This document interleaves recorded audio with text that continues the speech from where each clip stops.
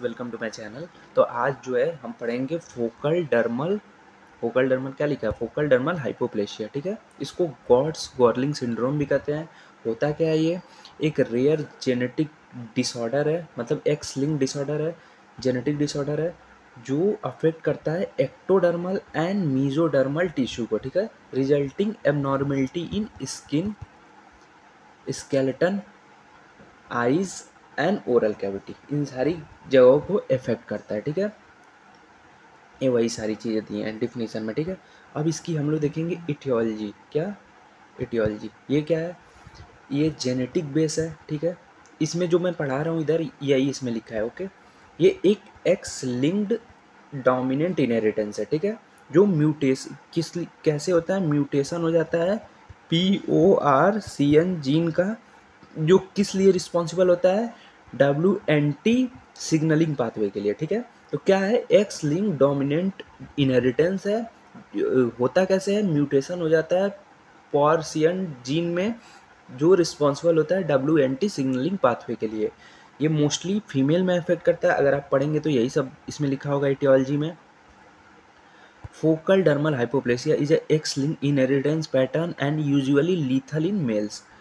The underlying molecular defect in FDH, वही जो बोले हैं FDH, ठीक है, FDH is not clear on the basis of the common finding, जैसे सिंडेक्टाइली, ओलिगोडेक्टाइली, ये सब क्या है, जैसे टू है मतलब आपके उंगली हैं वो आपस में जुड़ी हों, या फिर पैर की उंगली या फिर हाथ की उंगली ये आपस में जुड़ी हों, या कई हो गए ओलिडेक्टाइली पॉलीडेक्टाइली।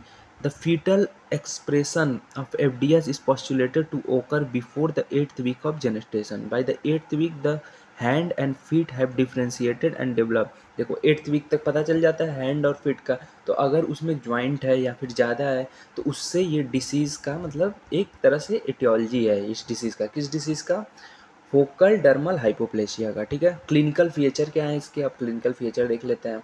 देखिए क्लिनिकल फीचर में स्किन पे क्या होता है, areas of thinned skin with fat herniation, मतलब फैट का ब्लड वेजल्स है तो फ्लैट का अगल बगल डिपोजिशन हो जाएगा। ठीक है, लीनियर और patchy hypopigmentation often following Blaschko's line जो भी होता है। ठीक है, स्केलेटन में भी एबनॉर्मेलिटीज देखी जाएगी। क्या देखी जाएगी, syndactyly polydactyly, osteopathia, linear striation of the long bone जिसको बोलते हैं। तो एक बार पढ़ लेते हैं इसमें क्या दिया है। Clinical feature, the syndrome is characterize by relatively focal absence of dermis. ठीक है, डर्मिस का इसमें एब्सेंस होगा, ये इसका मोस्ट इंपॉर्टेंट क्लिनिकल फीचर है। With in herniation of subcutaneous fat into defect, skin atrophy, streaky pigmentation, multiple papillomas, तो ये पॉलीडेक्टाइली एकडेक्टाइली ये सारी मैं बता दिया, तो यही सारी चीज़ें हैं। ठीक है, ओरल मैनिफेस्टेशन में क्या है, मतलब ओरल में कैसे पहचानेंगे, ओरल कैविटी में इसके क्या क्या डिसीज़ सो होंगे कि हम पहचान लेंगे, वो सारी चीज़ें देखते हैं। Papillomas of the lip have been striking feature in the number of these patients, as well as papillomas of the buccal mucosa or gingiva. In addition to the teeth, are commonly defective in size, shape, structure. Microdontia is a common finding as in enamel hypoplasia. Cleft lip and cleft palate has also been reported in severe case. ठीक है, तो ये सारी इसकी clinical finding हो जाएगी। अब हम लोग देखेंगे हिस्टोलॉजिक, जो भी हिस्टोलॉजिक फाइंडिंग, हिस्टोपैथोलॉजिक क्या है।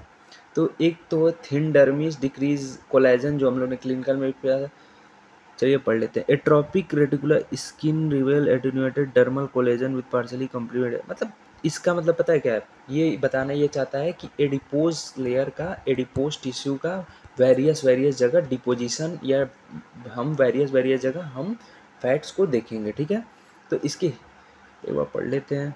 और मैनेजमेंट इसको कैसे कर सकते हैं, सिम्प्टोमेटिक और supportive treatment, surgical removal of जो ओरल पेप्लियोमास फॉर्म हो रहे हैं उसको सर्जिकली कट करके रिमूव कर देंगे। ठीक है, ये सारी चीज़ें हैं।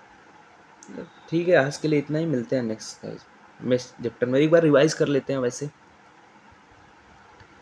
डेफिनीशन क्या था, डेफिनीशन से स्टार्ट करेंगे। डेफिनीशन, फोकल डर्मल हाइपोप्लेसिया ये क्या था, इसको ग्लॉड सिंड्रोम भी कहते थे, एक रेयर जेनेटिक डिसऑर्डर था जो अफेक्ट करता था ectodermal and mesodermal tissue, resulting in abnormality in skin, skeletal system, eyes and oral cavity. ठीक है, इटियोलॉजी क्या था, मतलब कॉज क्या था, इटियोलॉजी में क्या आ जाएगा, एटियोलॉजी जो भी होता है, एक्स लिंक्ड डोमिनेंट इनहेरिटेंस था, म्यूटेशन हो जा रहा था किसमें, PORCN जीन में, जिसकी वजह से VNT सिग्नल को ये ब्लॉक हो जा रहा था, और मोस्टली किसमें, फीमेल में, और मेल में ये लीथल होता है, मेल में होता नहीं, जनरली नहीं है, लेकिन अगर होता है तो बहुत ही लीथल केस पाया जाता है। ठीक है, पैथोजेनेसिस क्या था इसका, कैसे ट्रांसमिट हो रहा था, तो उसका था defective development of mesodermal and ectodermal derivative leads to the focal area of dermal thinning and connective tissue hyperplasia.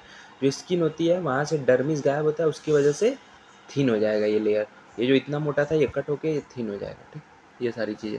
Clinical findings क्या थी, ये सब तो तुमको पता ही होगा, area of thinned skin with fat, herniation, linear और पैची हाइपोपिगमेंटेशन, एडिपोज टिश्यू का डिपोजिशन, ये सारी क्लिनिकल फाइंडिंग है। तो आज के लिए इतना ही, मिलते हैं नेक्स्ट चैप्टर में। थैंक यू बस।